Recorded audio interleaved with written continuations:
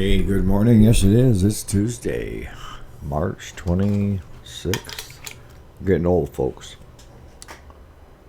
Yeah, it's 26. Yep, 26. So, what are we going to talk about today? Well, I want to do a quick add to my lawnmower spindle bearing uh, video yesterday. Freaking camera. When I went to try to straighten it, freaking thing ended up breaking.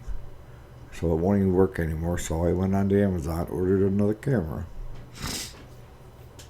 And then I want to talk more on, like, with the inventory I'm getting rid of and what I'm finding out now that I'm taking the time to research costs, what they're selling for, etc.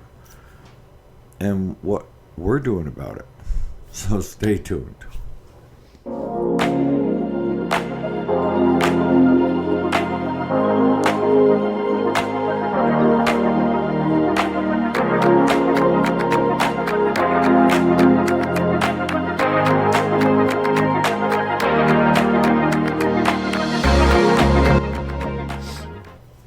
Alright, welcome back to the channel.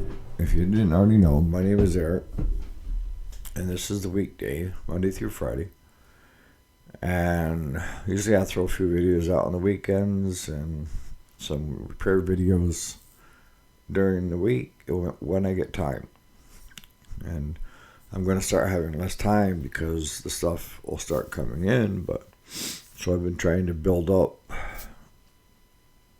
my repertoire for you guys to binge watch while I'm busy working on stuff. So the first thing I wanted to talk about was doing the spindles. We had talked about this in the shop before. This was back when they first started coming out with them. And I'd love to hear more, Amos, on your take on, because I know that you deal in the industrial side of things, so you see it probably more, and you need to be able to break it down more to what are you really looking at. To the layman like me, seal bearing's a seal bearing, right? I didn't think there were two different types of seal bearings. But what I can tell you is in the past, we've pulled spindles because you could hear the bearings making a lot of noise, right? And we pop the spindle apart, and they're full of grease, but there's nothing in the bearings. And I remember saying one time to Claude, why the hell isn't there any grease in the bearings? They're definitely being greased. And it was, well, they're sealed bearings. There's no way you can get grease in. Okay, so that my next question comes is, why even pump grease in? You know, some say moisture, so that it keeps the moisture out of that chamber, so that droplets can't drop into the sealed bearing. Well, if it's sealed, how does water get into a sealed bearing? Well, when they get warm, they get cold. They get warm, they get cold. They're going to get some moisture. But still, if it's sealed, there's no way it can come in or out. And see, we're old school too. I can remember when all the bearings, well, let's say not all, because that's not a fair statement. Majority of them were coming through that were not sealed. And greasing the machine was very important. Give her a couple pumps of grease, and it would make sure your bearings would last even longer, right? But what the manufacturers started finding out was a lot of people didn't upkeep their machines. And the decks weren't lasting. The spindles weren't lasting because they weren't getting greased often enough.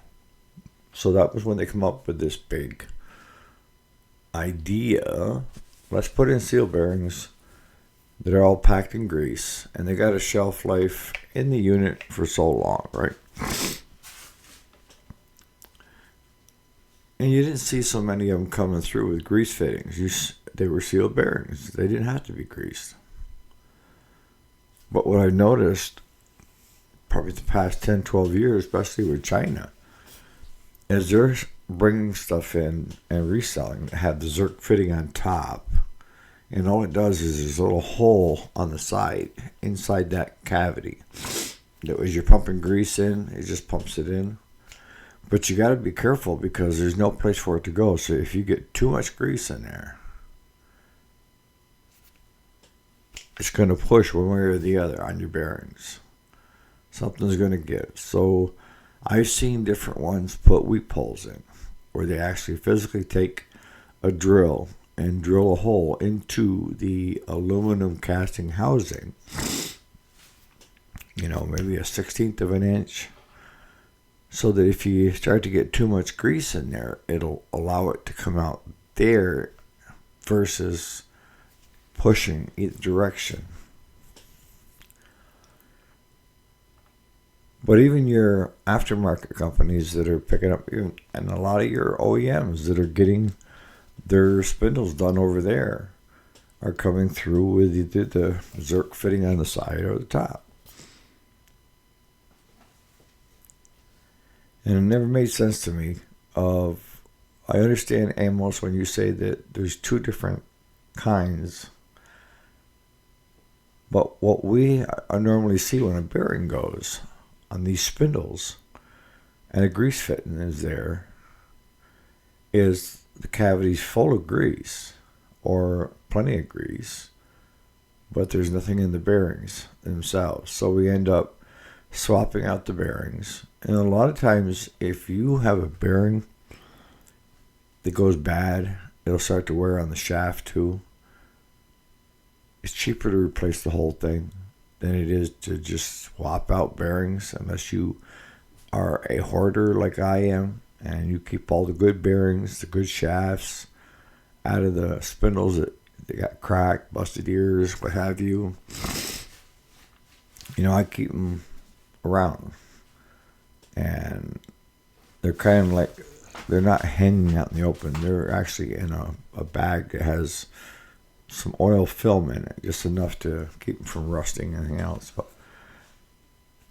unless you're using used bearings, it's cheaper to go out and just buy the whole unit, replace it.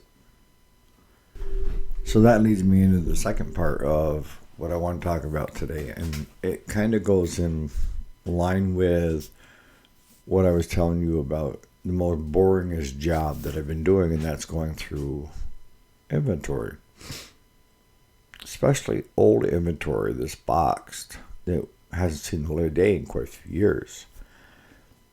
And it's been a real eye-opener of what's actually taking place in the market. And I can give you a couple examples, but what I did with Claude is the stuff that I know that is still being used and we may need it in the shop, versus putting it on the venues at a discounted price and getting rid of it. I'm holding those parts back, and with the idea that if I had to go out and replace them, it would cost the shop more in the long run by the time I shipped the ones that I had to somebody else, right? But on the flip side, as Claude says, we may never see a machine again that's like that. So how long do you want to sit on? You've been sitting on them this long. And I said, yeah, we have, but for the past 6 to 8 years, we've seen quite a number of them come through that I've had to buy, and they were sitting in the boxes back there. But when I say an eye-opener, what I've been doing is I've been checking Stens prices, Rotaries prices, and then eBay prices. All right? Case in point, I was looking at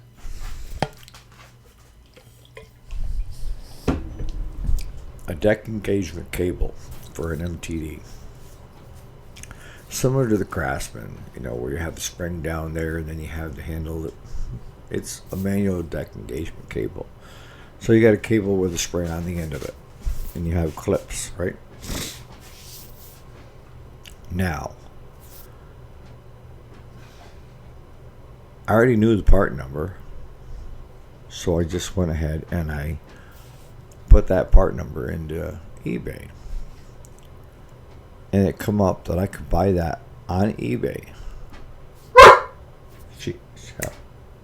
For $7.95. Free shipping.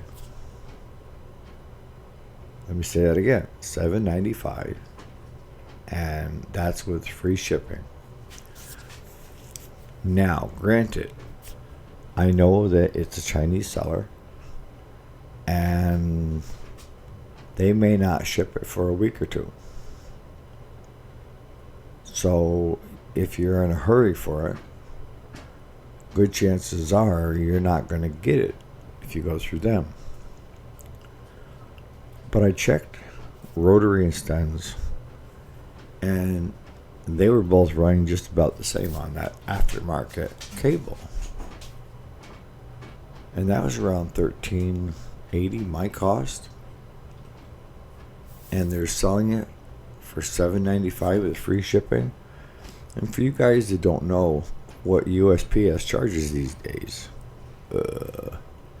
for a simple first class package that weighs less than a pound, 16 ounces and down, you're still going to pay $5-6 for something that weighs 3 to 4 ounces, more like $4. Plus you have your packaging, because we have the padded envelopes, the polys, and then you have your paper that you print out the label with, and your invoices. So if I bought it off from Rotary for $13.80, and they say that the suggested retail is $22 on it, where does $7.95 come in? And who can get it for $7.95 and ship it free? The Chinese. See, the Chinese, if they're selling it direct, they're still using, e-packets is what they call it, which is a reduced rate to ship overseas. And I think it originally come about to help soldiers out during the world wars and stuff, of getting mail back and forth to loved ones.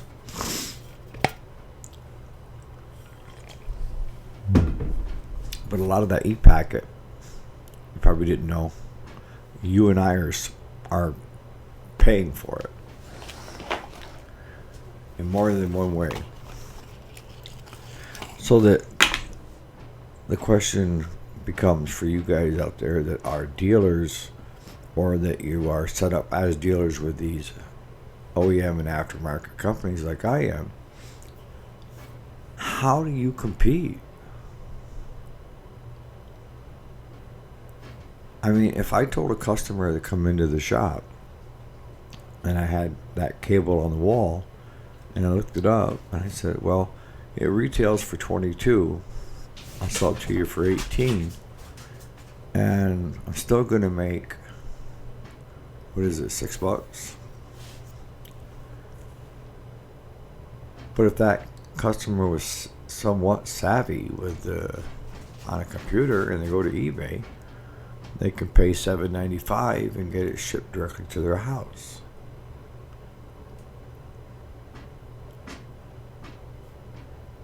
So I'm trying to figure out right now is, are you buying your parts based on the brand,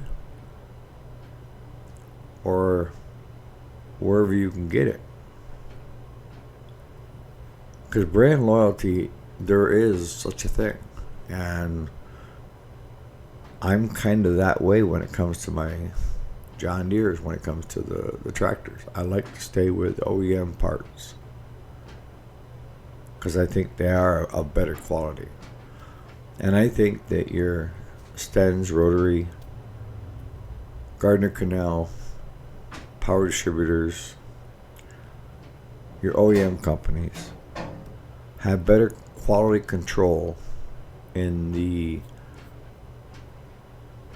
manufacturing part in China than what your aftermarkets. That when I say aftermarkets, I mean the Chinese ones, not the aftermarkets, Rotary and Stens. That they have more quality control in place. And I've heard rumors that if any of these companies reject a batch because it doesn't meet the quality, it goes out the sister's back door and is sold on eBay just to get rid of it. And if you're a homeowner and you're trying to get something to run and you order, let's say, a new carburetor and it still doesn't take care of it, you just assume it's got to be the unit. Well, it could be a faulty carburetor that got rejected and they're unloading them. So you got to be careful there too. So I can understand brand loyalty. I'm not saying that from Stens or Rotary or from the OEM companies that you're always going to get the perfect carburetor. Not even close. But what I will tell you is that if you're installing it on a customer's machine and it's not right, something's not working in it, I do know that all those companies have a policy that they will stand behind it. They'll cover the new part, but they don't cover the labor. And that's the way I did it when I was selling online and to other dealers where we were carrying a heavy inventory.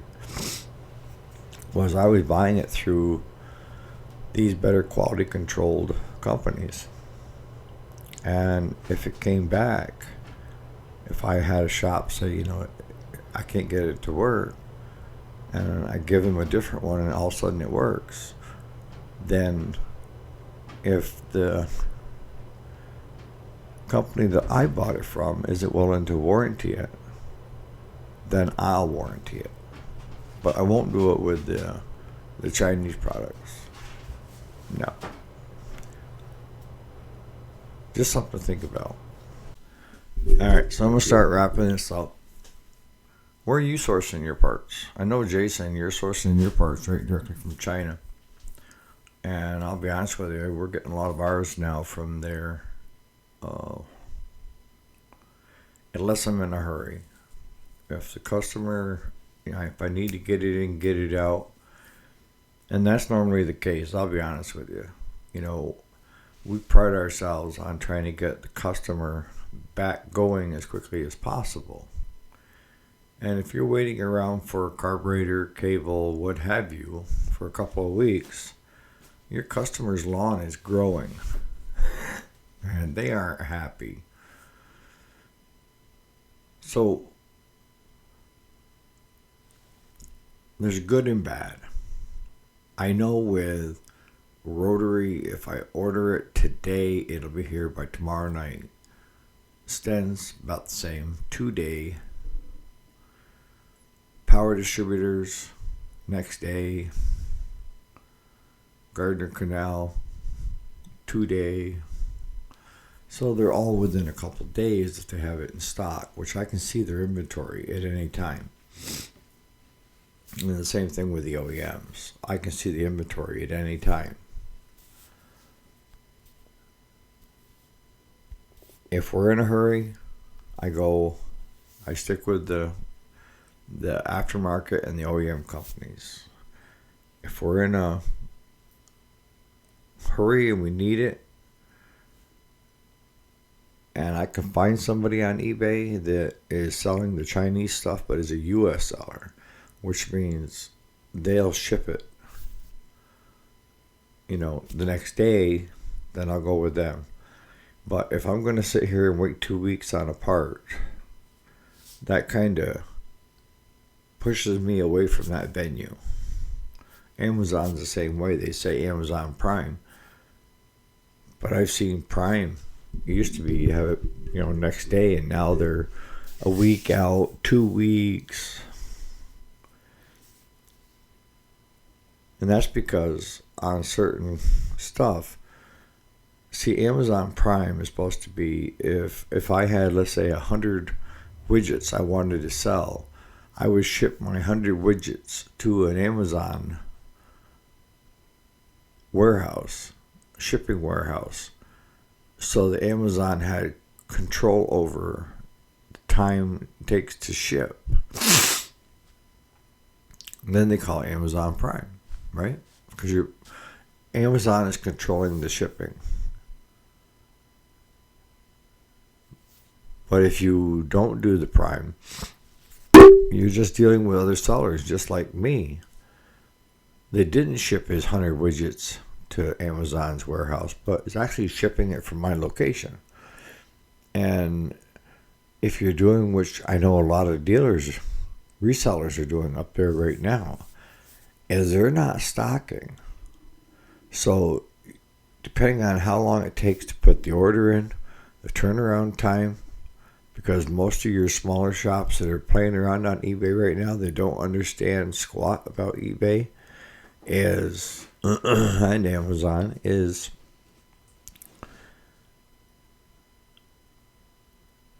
how long it takes sometimes and what happens if you hit a back order. And what I found is a lot of these sellers and the Chinese are being less than honest, and they're just saying buyer asked us to cancel so they don't get dinged. Let me know what your thoughts are on that and what you guys are doing. I mean, I'm pretty sure I'm looking at it right, and big price differences. On that note, you guys have a great Tuesday, and we'll be here bright early tomorrow morning. Thanks so much for watching.